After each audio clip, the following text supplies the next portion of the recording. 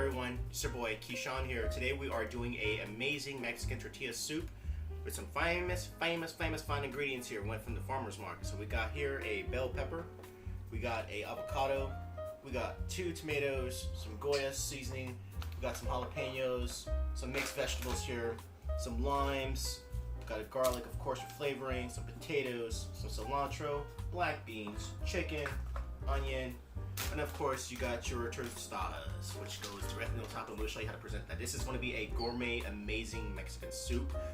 Stay tuned, and let's dive into the flavor. First off, we're going to get all of this stuff diced up. Let's dive into it.